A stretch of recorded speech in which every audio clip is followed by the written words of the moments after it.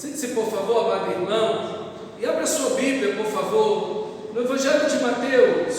Nós estamos no capítulo 24, esse capítulo tão maravilhoso da palavra de Deus. É o primeiro texto do Novo Testamento que fala sobre a escatologia, sobre o fim. Então, e é nesse texto que todo o Novo Testamento vai basear, vai alicerçar toda a questão da escatologia, de palavras que vão falar sobre o fim dos tempos, é dos lábios de Jesus, dessa revelação aqui, que vem todo o nosso conhecimento, que se desenrola e que se desenvolve também no Novo Testamento. Diz assim o capítulo 24, mantenha sua Bíblia aberta nesse texto. O texto sagrado diz assim: Jesus saiu do templo e enquanto caminhava, os seus discípulos se aproximaram para lhe mostrar as construções do templo. Ele, porém, lhes disse: vocês estão vendo todas essas coisas? Em verdade lhes digo que não ficará aqui pedra sobre pedra que não seja derribada. Jesus estava sentado no Monte das Oliveiras quando os discípulos se aproximaram dele e em particular lhe perguntaram: diga-nos, quando sucederão essas coisas? Ou quando essas coisas vão acontecer?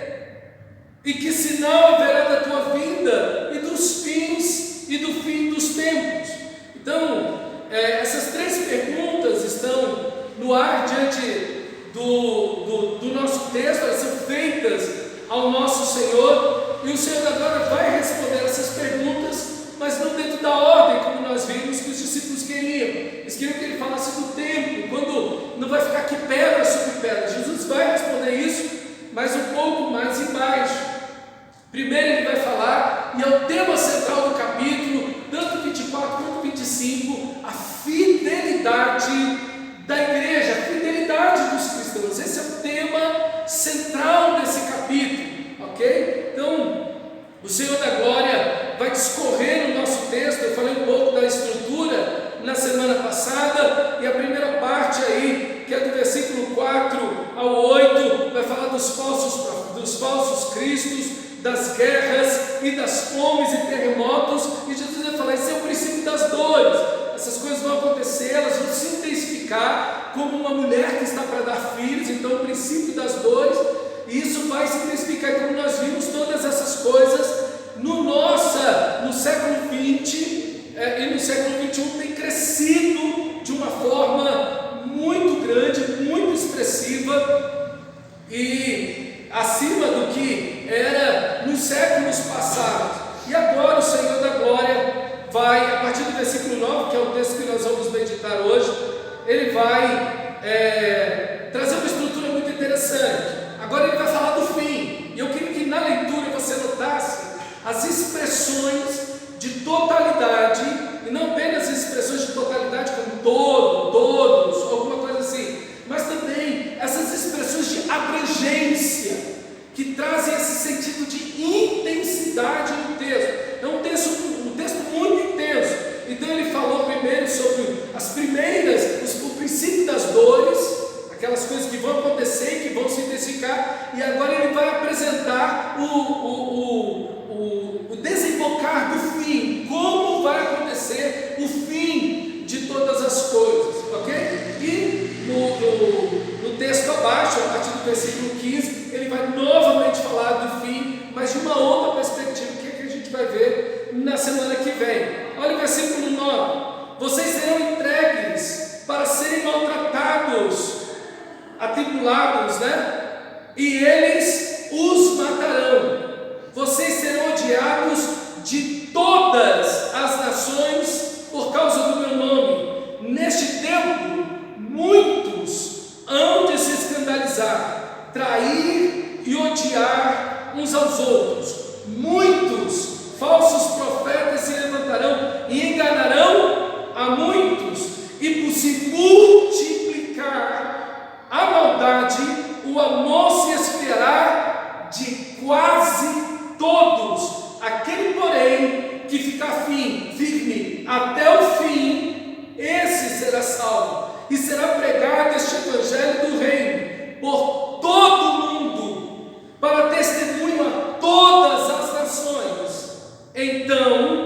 virá o fim. Veja, eu dei ênfase nessas questões da totalidade para mostrar para você que esse período que se aproxima do fim é um período muito intenso, é um período muito intenso que a igreja vai viver. É um texto simples da gente entender. O versículo 9 vai falar das perseguições externas. Vocês serão odiados de todas as nações.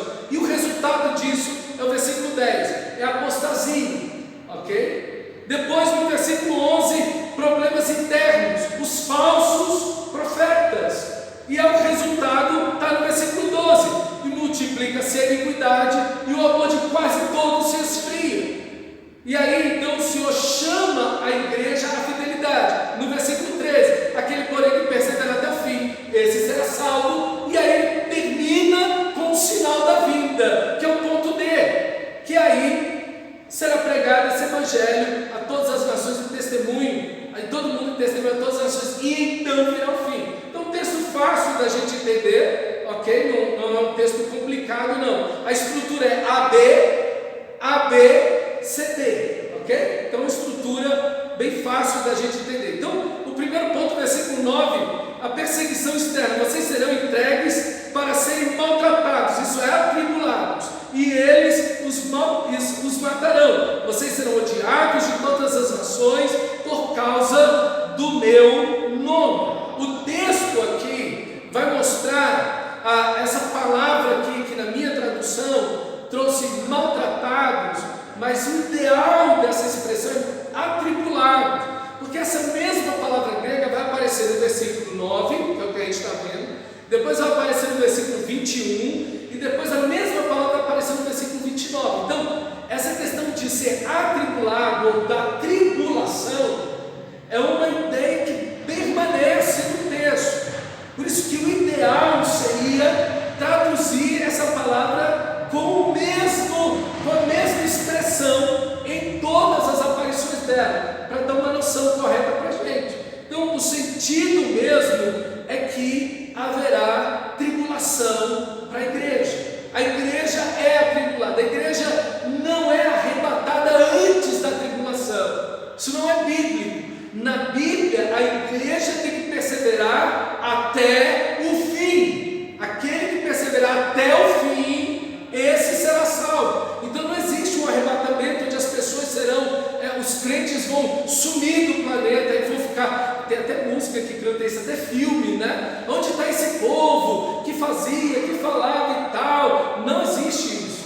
A igreja permanece até o fim, ok? A igreja permanece até o fim. E aí, então, essa expressão tribulação é uma palavra grega que significa esmagar uvas, pressionada. Aí a ideia do estreito, um caminho estreito. Entrai pela porta estreita, andai pelo caminho estreito, disse Jesus. É a mesma ideia aqui que o Senhor da Glória está dando. É um caminho apertado, tem tribulação. Então nós queremos fugir do sofrimento naturalmente. Todo ser humano quer fugir do sofrimento, e o cristão não é chamado a procurar sofrimento. O sofrimento vem na vida de todo ser humano, mas o cristão, ele sofre por Cristo. E aqui a diferença é que ele sofre, como diz o texto, vocês serão entregues para serem maltratados, e eles os matarão. Vocês serão odiados de todas as nações por causa do meu nome. Então é por causa do Evangelho, que é Cristo Jesus. O Evangelho é Jesus, e nós seremos odiados por falar de Cristo, porque o Evangelho, ele traz uma exclusividade. O Papa não salva ninguém, o pastor não salva ninguém, Maomé não salva ninguém, Buda não salva ninguém, Allan Kardec não salva ninguém. O único caminho, a única verdade e a única vida é Cristo Jesus. Aqui está o ódio. Veja que a igreja é odiada por causa do nome do Senhor. A igreja não é odiada porque ela dá mau testemunho. A igreja não é odiada porque ela dá escândalos no mundo, porque houve pedofilia, imoralidade, ou porque roubou. Não. A igreja, ela é perseguida por causa do nome de Jesus Cristo, o nosso Senhor. É pela pessoa, pela obra de Jesus, pela exclusividade da pregação da palavra de Deus. por Mateus, ali no ano 80, 85, que é o que esse texto vai ser escrito, né, do Evangelho de Mateus, Nero tinha matado em torno de mais de 100 mil cristãos. 100 mil cristãos. Lembra que Samambaia, nossa cidade, tem 200 mil habitantes. Nero matou 100 mil pessoas em uma única catatumba que tem lá em Roma, em um único túmulo gigante que tem lá. O túmulo chama-se de São Sebastião. Tem mais de 174 mil mártires enterrados ali, só naquele lugar, que morreram das perseguições que nós vimos nesses 3 primeiros séculos. Mas a perseguição não acaba. O século XX foi o século da perseguição contra os cristãos. É interessante isso, porque no site do UOL, não é o site evangélico, no site do UOL, mostrou em 2019 uma pesquisa que 350 milhões de cristãos foram perseguidos no mundo. O nosso país tem 200 milhões. Ele está falando de 350 milhões de cristãos em 2019, só no ano de 2019 foram perseguidos. Na Nigéria, nesse ano, 3.530 morreram. Isso tem subido 60%. Então, o cristianismo é a religião mais perseguida do mundo. Então a gente acha que essa questão da perseguição é uma coisa lá do tempo bíblico, alguma coisa assim. Não, meus irmãos, isso é uma realidade para a igreja hoje, isso é uma realidade de hoje. Para você ter uma ideia, no século XX, no século inteiro, mais de 3 milhões de mártires foram mortos por causa do Evangelho. 3 milhões, é toda a população do DF. Então, meus irmãos, veja, não se diminui, não é uma coisa que está, naquela época, naquele tempo. E veja, o nosso Senhor Jesus diz que vocês serão odiados de todas as nações, não de algumas nações, não da maioria das nações, mas de todas as nações.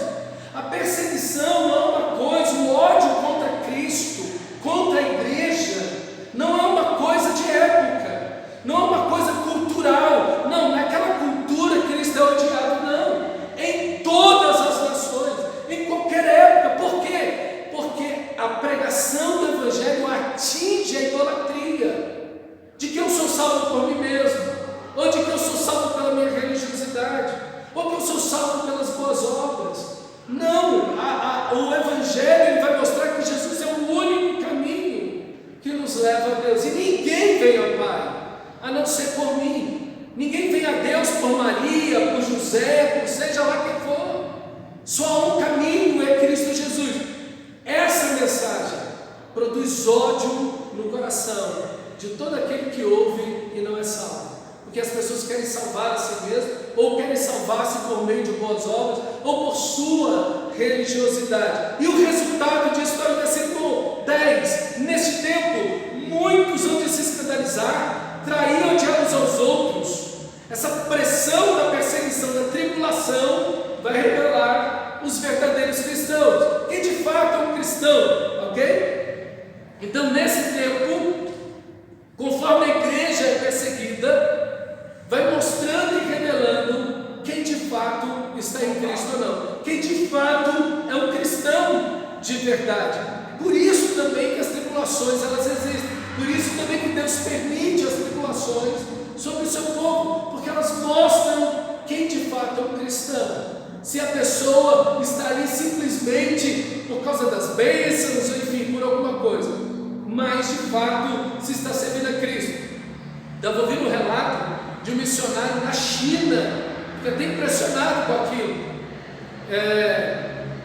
O Kim Jong-un tem apertado a situação lá na China, né? A perseguição está num nível muito elevado, como desde o começo do século XX não havia, e a gente está vendo que muitos estão deixando a a igreja, e outros que estavam lá como missionários, entre aspas, estão saindo do país porque não estavam servindo a Deus de verdade, estavam lá porque era um bom país para viver, ou estavam lá para ganhar dinheiro, enfim, como profissional liberal, ou alguma coisa assim. Um missionário sério, eu ouvi ele falando isso pessoalmente, ele estava dando uma aula, eu estava nessa aula, e ele estava falando isso, eu falei, meu Deus, um país perseguido, uma luta daquela para você servir a Cristo, e tem gente, o joio cresce nessa seara, é impressionante isso. Então, as tribulações elas vêm,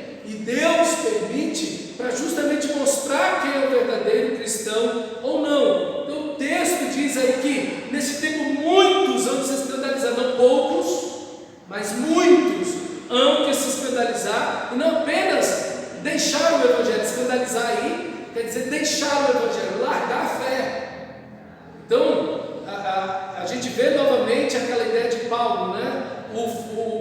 A vinda do Senhor não se dará antes que venha a apostasia. É justamente o que o Senhor da glória está dizendo aqui. Primeiro vem esse escândalo, né? As pessoas abandonando a igreja, deixando o evangelho por causa das tribulações.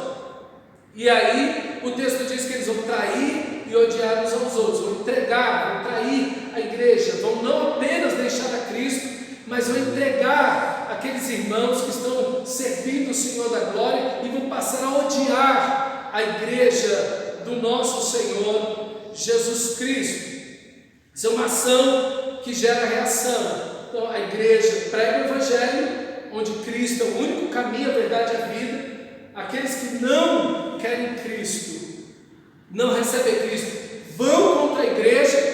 A tribulação aumenta, os que não são de Cristo dentro da igreja vão embora, e a igreja continua pregando o evangelho, e a perseguição vai aumentando, porque a igreja não para de pregar o evangelho. Essa situação é como um ciclo que vai acontecendo, ok? Veja que também é proporcional à quantidade dos muitos que se escandalizam com o número dos muitos falsos profetas que se levantam. Muitos falsos profetas, muitos escândalos. Então os falsos profetas, eles vêm com falsos ensinos e são instrumentos do diabo, de Satanás, contra a igreja de Cristo. Se tem um instrumento do diabo contra a igreja, com certeza, são os falsos profetas com os falsos ensinamentos. É uma coisa tão terrível. Na época, ali no primeiro século, de repente aparece um cara, Flávio José fala disso, ele é um egípcio, e ele é um falso profeta, e ele consegue reunir 3.000 pessoas para invadir Jerusalém, de judeus. E o Império Romano tem que vir e abafar, e tem uma guerra, uma pequena guerra diante daquela rebelião e tudo, e o Império Romano consegue apaziguar aquilo ali, claro, com muita violência, obviamente. Mas veja, esses falsos profetas, eles têm essa capacidade do engano aí. E o texto sagrado vai dizer justamente isso. Olha o versículo 11. Muitos falsos profetas se levantarão e enganarão a muitos. Agora um problema interno. Todas as nações odeiam o povo de Deus, mas agora você tem um problema interno. Falsos profetas, e eles sempre vêm contra a igreja. Isso no Antigo Testamento, contra o povo de Deus, no Novo Testamento, na história da igreja, eles sempre estão presentes.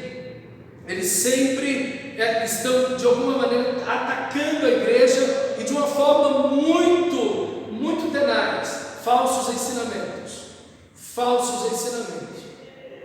Então, eles estão por conta própria, Deus nos enviou, eles têm uma mistura da verdade com a mentira, por isso que eles conseguem enganar as pessoas, mas o objetivo deles é sempre a questão do poder, do dinheiro e dos prazeres, sempre. Eles sempre estão conectados a essas coisas. Não há uma vida de Deus neles, não há um caráter de Deus neles. Eles sempre trazem uma aparência religiosa por fora, uma capa religiosa de muita santidade, de muita espiritualidade, mas de caráter, de verdade, não há nada, ok? ok? E eles vão enganar a muitos, não a poucos. Muitos falsos profetas, muitos sendo enganados. Então, um tempo bem difícil aqui, mais do que nunca. A igreja precisa estar apegada à palavra de Deus. A igreja precisa estar apegada às Escrituras Sagradas. Porque se você é enganado, é porque você não está conhecendo a palavra de Deus, as Escrituras Sagradas. Você precisa ler, meditar no livro desta lei de noite. Você precisa se alimentar da verdade de Deus para não ser enganado, O texto sagrado de Apocalipse diz, e outros textos do Novo Testamento, falam desse engano que vem com muitos milagres, e sinais, e prodígios. Então, com todo o poder, Paulo vai dizer, com todo o poder do engano, com todo o poder de Satanás.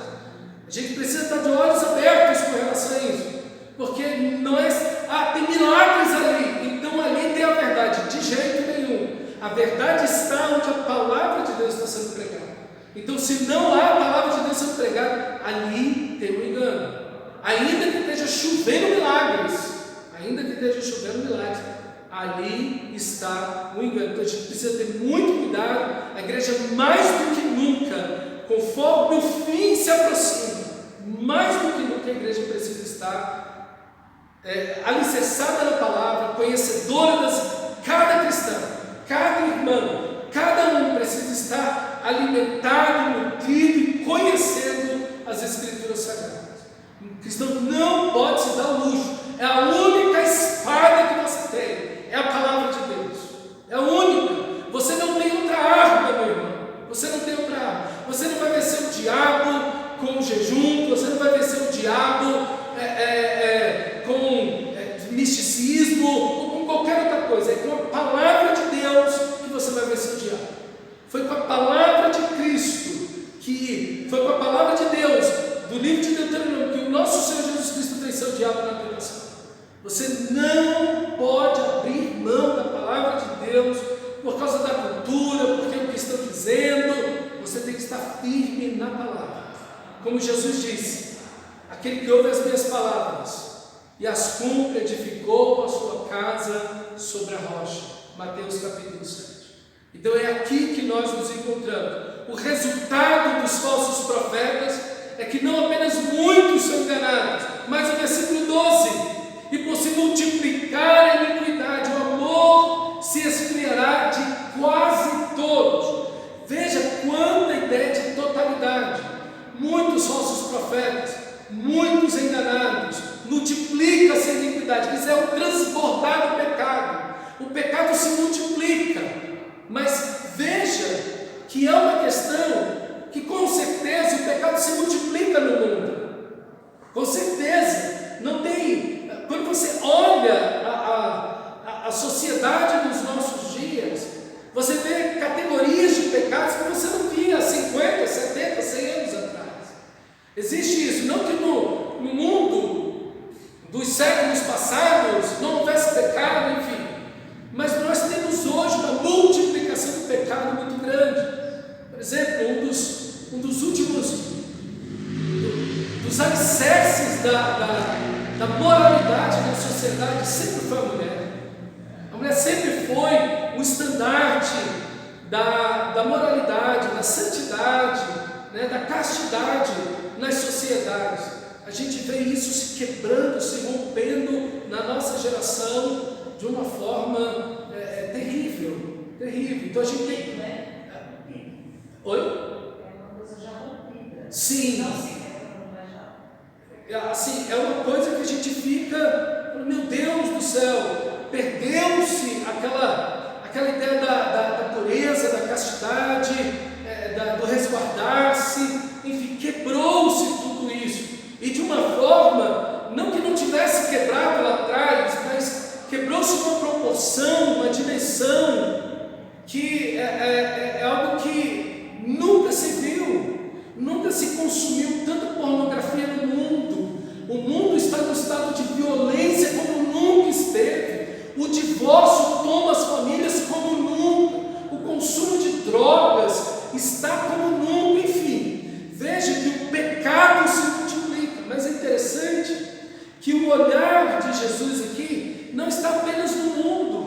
mas o olhar também está para dentro da igreja. Há uma multiplicação do pecado dentro da igreja. Dentro da igreja, não é apenas fora da igreja. O pecado se multiplica não apenas fora da igreja, mas também dentro da igreja. A gente nunca teve tanto caso de divórcio, de violência dentro da igreja, de roubo, de escândalos, como nós estamos vendo nos nossos dias. Então a gente está vendo que há uma multiplicação do pecado não apenas fora da igreja, mas dentro da igreja também. E infelizmente isso parte muito dos líderes, dos pastores das igrejas. E o povo vê que meu pastor, ele vive essa vida, ele se entrega a isso, então também eu vou me entregar. Meu pastor se divorcia, trai uma mulher, eu também vou fazer a mesma coisa. Eu ouvi uma coisa que tão triste com aquilo, um casal dizendo para mim, que inclusive eram até alguns meus, e falando para mim, não pastor, o pastor da igreja do meu pai se divorciou e foi uma avalanche de divórcio entre os pastores, e não apenas entre os pastores. O povo viu isso, os homens começaram a deixar suas mulheres, abandonar suas mulheres e trocar por outras. Foi uma avalanche daquilo, mas tudo começou com o pastor da igreja se divorciou da sua mulher, e aí então uma avalanche dentro da igreja de divórcio. É lamentável isso, irmão, e eu quero dizer para você, a gente nunca viu isso na proporção que nós estamos vendo hoje. Então, assim, é lamentável, mas o pecado não está apenas fora da igreja, ele também está dentro da igreja, e isso diz muito. Paulo cita isso lá em 2 Timóteo, no capítulo 2, versículo 25, acompanhe comigo esse texto, segura a página aí de Mateus, e abre lá em 2 Timóteo capítulo 2, versículo 25, e veja como Paulo mostra isso dentro da igreja. Como Paulo está falando para Timóteo, está mostrando isso para Timóteo dentro da igreja. Capítulo 2, 2 Timóteo 2, 25, diz assim, olha como é que é dentro da igreja: instrua com mansidão aqueles que se opõem. Olha, ele está dizendo para Timóteo instruir, então é dentro da igreja, instrui com mansidão aqueles que se opõem, na esperança de que Deus os leve ao arrependimento, e assim conheçam a verdade. Então voltarão ao perfeito juízo e escaparão da armadilha do diabo, que os prendeu para fazerem o que ele quer. Então Satanás está levando pessoas, está laçando, caçando pessoas dentro da igreja, para viver uma vida contra a palavra de Deus, em rebeldia à palavra de Deus, contra a sua liderança, contra os seus pastores, em desobediência, para viver uma vida de pecado, para fazer a vontade do diabo dentro da igreja. É o que o nosso texto está dizendo. E aí entra o capítulo 3, saiba que nos últimos dias, está vendo? Agora ele está falando aí dessa aproximação do fim. Saiba que nos últimos dias haverá tempos difíceis, mas veja que ele está falando não do mundo. Paulo não está falando do mundo, Paulo está falando para a igreja, para disciplinar essas pessoas, e Paulo está já alertando a Timóteo. Sabe que nesses últimos tempos, nesses últimos dias, serão difíceis. Isso vai ser dentro da igreja, não apenas fora da igreja, mas essa multiplicação do pecado dentro da igreja. Serão tempos muito difíceis, porque as pessoas só amarão a si mesmas e ao dinheiro. Serão arrogantes e orgulhosos, zombarão de Deus, desobedecerão seus pais e serão ingratas e profanas, não terão afeição nem perdoarão, caluniarão outros e não terão autocontrole, serão cruéis e odiarão o que é bom, trairão os amigos, serão imprudentes e cheios de si mesmos e amarão os prazeres em vez de amar a Deus. Serão religiosas apenas na aparência, mas rejeitarão o poder capaz de lhes dar verdadeira devoção. Fique longe de gente assim. Fique longe de gente assim. Veja dentro da igreja. Fique longe de gente assim.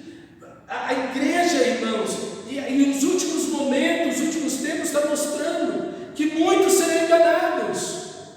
Que muitos falsos profetas. Veja uma coisa dentro da igreja. A preocupação de Jesus é essa. E aí ele te chama no versículo 13, agora volta para Mateus 24, 13. Então, diante desse quadro da multiplicação de falsos profetas, do engano, do pecado, qual é a resposta dos eleitos de Deus? Qual é a resposta da verdadeira igreja? O que a igreja, que o povo de Deus, que o cristão verdadeiro deve fazer diante de toda a situação terrível que se apresenta? Aquele, porém, diz o versículo 13 de Mateus capítulo 24, aquele, porém, que fica firme até o fim, esse será salvo. É na perseverança que ganhareis a vossa alma, disse Jesus. A nossa perseverança está no amor fiel de Deus e na sua soberania. Olha o que Jesus vai dizer: de todos sereis odiados por causa do meu nome. É o mesmo texto, agora só que em Lucas 21, versículo 17 e 19. De todos sereis odiados por causa do meu nome, contudo, não se perderá um só fio de cabelo da vossa cabeça. É na vossa perseverança que ganhareis a vossa alma. Que coisa linda esse texto, porque ao mesmo tempo que ele mostra a soberania de Deus, não se perderá nem um só fio de cabelo da sua cabeça. No mesmo texto te chama a ser fiel, te chama a sua responsabilidade. É na vossa perseverança que ganhareis a vossa alma. Nós perseveramos na soberania de Deus, nós perseveramos no amor fiel de Deus, nós perseveramos porque Deus é bom, porque Ele não perdeu o controle. É aqui que está a nossa perseverança. Então você deve ser fiel até a morte, porque Cristo foi fiel até a morte por você. Ele foi fiel até a morte por você, e Ele te chama a ser fiel até a morte por Ele. E se Ele te chama a ser fiel nas pequenas tribulações e até na grande tribulação, irmão, então é porque Ele te capacita para isso. Então veja, há uma responsabilidade individual, há uma soberania de Deus. Todo fio de cabelo de cabeça de você está contado. Ele não vai cair nenhum, não vai se perder nenhum. Deus está cuidando, guardando de você na pequena e na grande tribulação. Então não tenha medo, então seja responsável. E essa responsabilidade é sua, de manter uma comunhão fiel e obediente com Cristo Jesus. É ser obediente à sua palavra, é fazer a vontade de Deus, é fortalecer a sua fé. É uma responsabilidade individual. É o que o texto me chama. É na vossa perseverança que ganhareis a vossa alma. Então há uma responsabilidade. Cada um precisa dar conta da sua própria vida ao Senhor. Nós estamos na comunhão, ela é preciosa, importantíssima, ela nos fortalece, mas cada um tem que ser fiel individualmente. Nós somos fiéis como igreja, como corpo, mas cada um é fiel individualmente. A segunda coisa é que nenhum infiel será salvo. Ao mesmo tempo que o texto diz que nós devemos ser fiéis até o fim, e aquele que for fiel até o fim, esse será salvo. Aquele que não é fiel até o fim não será salvo. É interessante olhar o outro lado também. Você é fiel até o fim, então você é salvo. Se você não é fiel até o fim, então você não é salvo.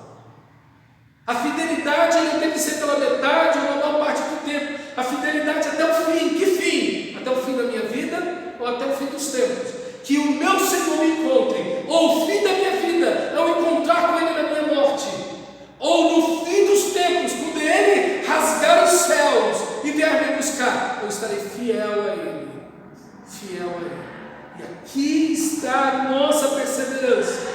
A nossa perseverança é essa. Então essa fidelidade na palavra de Deus, essa fidelidade na oração, essa fidelidade na santidade, essa fidelidade em não nos conformarmos com este século, essa fidelidade na missão que Deus nos entregou. Então tem tribulação e tem uma resposta que é a apostasia. Depois tem tribulação interna e resposta com a multiplicação do pecado e a apostasia. Mas aqui é o chamado do Senhor: ser fiel até a morte e dar-te a coroa da vida.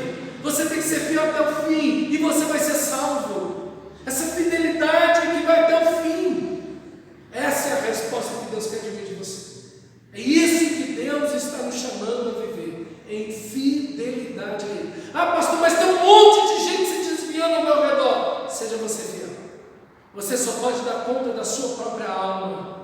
Você só pode dar conta de você mesmo. Você não tem como dar conta da vida do outro. Você só pode responder pela sua própria vida. Você tem que ser fiel. Você tem que ser fiel. E fiel até o fim. As tentações virão, o pecado vai se multiplicar, a violência vai crescer, os prazeres pecaminosos terão mais acesso do que nunca, como nós estamos vendo, mas você vai ser fiel até a morte.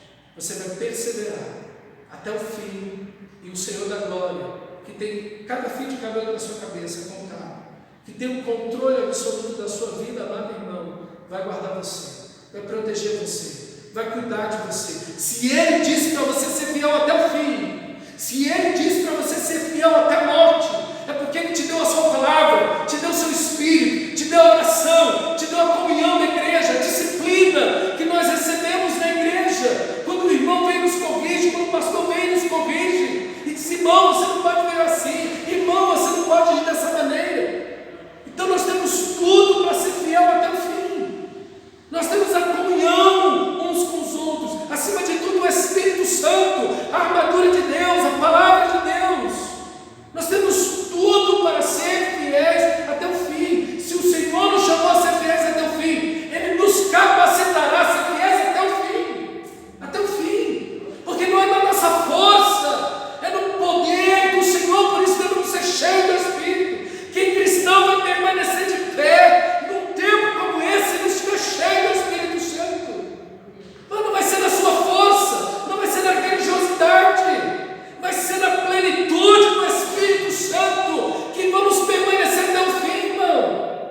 Se aqui é uma igreja de pé, ela está de pé pelo poder de Deus, ela não está de pé por causa da religiosidade, ela não está de pé porque ela crê em misticismo, ela está de pé pelo poder maravilhoso do Espírito Santo. O pecado se multiplica, a iniquidade se multiplica, os falsos profetas se multiplicam, a apostasia se multiplica, mas esta igreja deve estar cheia do Espírito Santo, cheia da presença de Deus, cheia da glória de Deus, porque senão não consegue permanecer, não consegue prevalecer, irmão. E a gente prevalece no poder do nosso Senhor e Salvador Jesus Cristo. Você tem tudo para ficar de pé, você tem tudo, você tem a soberania de Deus para ficar de pé, o cuidado, a providência, o poder e a glória do nosso Senhor para ficar de pé. Então é aqui que estamos, de pé, não na nossa força, mas na dependência do Espírito Santo. A intensidade desse texto, irmão, mostra uma igreja intensa. Ser fiel até o fim, persevera até o fim, é na perseverança que você vai ganhar a sua alma, essa perseverança, esse até o fim, essa igreja intensa. O pecado é intenso no mundo, mas é uma igreja intensa em oração, é uma igreja intensa em santidade, é uma igreja intensa na palavra, é uma igreja intensa na missão que ela tem que cumprir. É isso, irmãos, essa resposta que a igreja tem que dar. E quem vai dar essa resposta? Os verdadeiros cristãos. Porque a apostasia é um dos grandes indícios da segunda vinda de Cristo. Há um prensar aí, essa tribulação, essa multiplicação do pecado vai tirar muita gente da igreja. E essa gente que sai, a gente fala assim: veja, o que aconteceu com o Covid? O povo ficou, ora por mim, era macumbeira, era todo tipo de gente pedindo oração para todo lado e canto.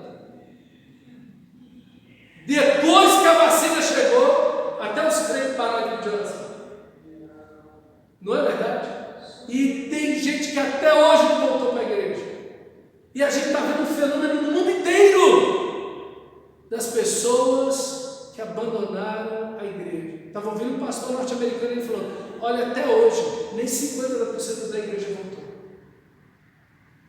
Olha a pandemia, tem remédio, tem vacina aí, já está tendo, e o povo. Então, irmão, as tribulações, os problemas, as tentações, o pecado, a facilidade, vai levar muita gente para fora da igreja. Mas o pequeno rebanho estará lá, fiel ao Senhor da glória. Não por dinheiro, não simplesmente porque tem festa na igreja e tem comes e bebes, mas porque realmente ama Cristo Jesus, o Senhor da glória, e vive em plena comunhão com Ele. E eu termino aqui no versículo 14, o sinal da segunda vinda. Então veja, que antecede a segunda vinda, esse estado intenso de tribulação e de multiplicação de pecado.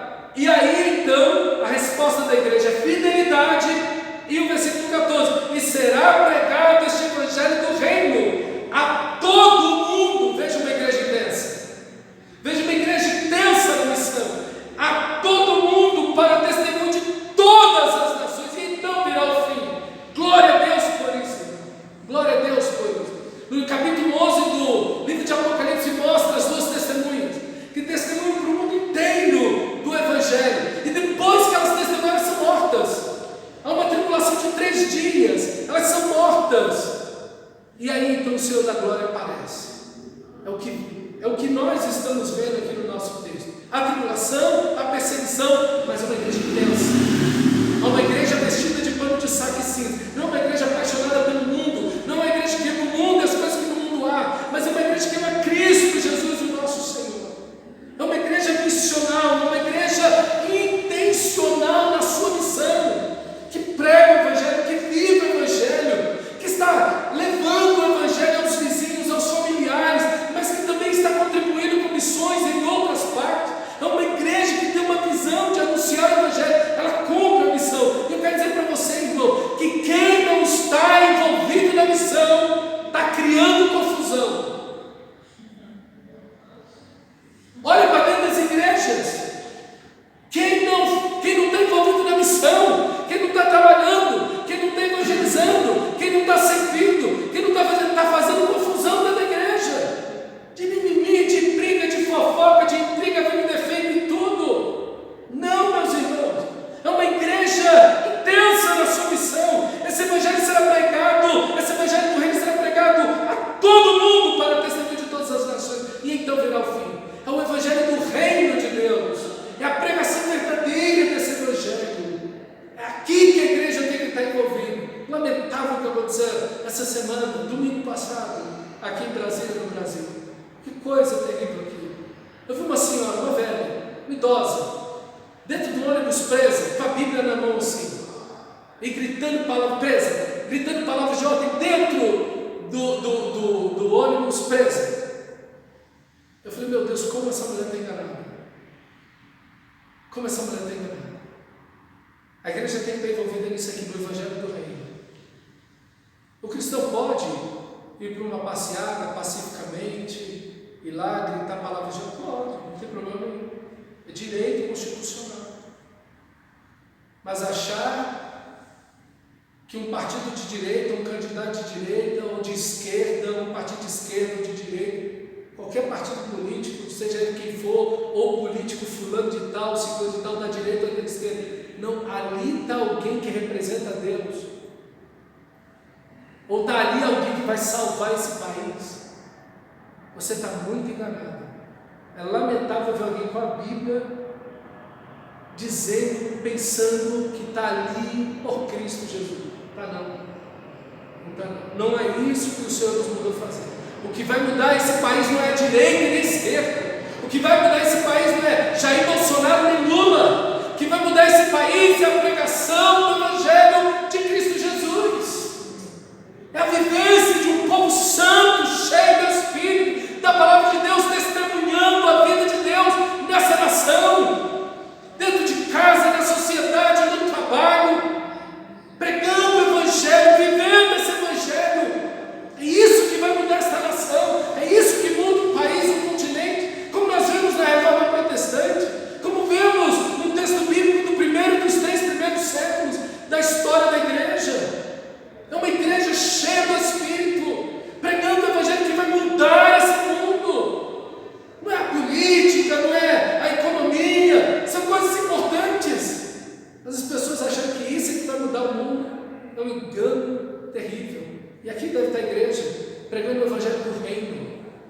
do reino desse mundo, não é do reino da direita ou do reino da esquerda, mas é do reino de Deus. Deus reinando em cada coração, Deus reinando em cada vida que é salva. O reino de Deus não é geográfico, o reino de Deus não é uma cidade, não é um país.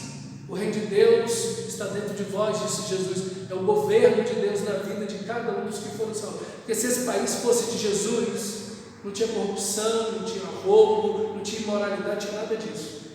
Dele a terra, a sua plenitude, o mundo que nele habita, cada sol, tudo é dele, ele é o soberano de tudo. O céu é dele, o inferno lhe pertence. Ele é dono de tudo, mas o reino dele está sobre seus filhos, um a um, espalhado em todas as nações, em todos os povos, tribos, línguas e raças. Aí está o reino de Deus, e esse evangelho será pregado. Apesar das nossas limitações como igreja, apesar das perseguições, apesar da multiplicação do pecado, apesar dos falsos profetas, apesar do levante de Satanás, esse evangelho será pregado, a missão será cumprida. Há 70 anos atrás, nós tínhamos 300 idiomas, a Bíblia traduzida e partes da Bíblia traduzida para 300 idiomas, há 70 anos atrás. Hoje, nós já temos mais de 1.400 idiomas, a Bíblia e partes da Bíblia traduzida. Veja o salto que foi dado em 70 anos, 60, 70 anos. Então, irmãos, a missão vai ser cumprida. Deus vai levar a sua igreja a cumprir a sua missão, na força dele, no poder dele e na glória dele. E o que nos diz respeito? A fidelidade. É ser fiel na tribulação? Sim. Ser fiel nas tentações? Sim. Mas é ser fiel na missão. É ser fiel na missão. Que o Senhor te encontre pregando o Evangelho. Que o Senhor te encontre contribuindo com missões. Que o Senhor nos encontre fazendo a sua obra nessa terra, pregando o Evangelho. Não tem nada mais importante do que isso. Nada é mais importante do que a missão de Deus nesse mundo. Porque os céus e a terra vão passar. Nada disso vai durar. Mas aquele que faz a vontade do Senhor permanecerá para sempre. A sua palavra é eterna. A sua palavra durará para sempre. Esse reino não tem fim. Esse reino é eterno. Que texto que nos chama ao compromisso, à santidade, mesmo diante de tanta intensidade. E que Deus possa tomar esse texto e aplicá-lo à minha vida e à sua vida. Feche seus olhos. Vamos orar nesse momento, nesse instante. Ore a Deus nesse instante e diga: Senhor, eu quero ser fiel nas lutas, nas tribulações.